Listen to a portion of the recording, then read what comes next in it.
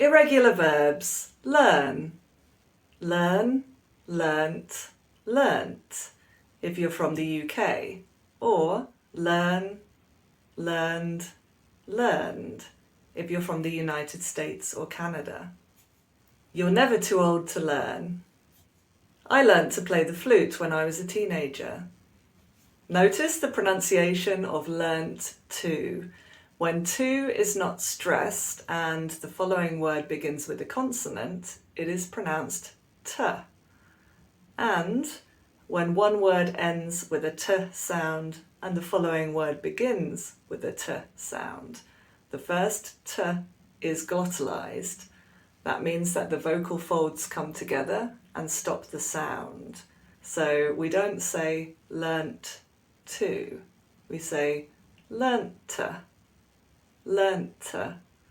I learnt to play the flute when I was a teenager. What have you learnt so far this week?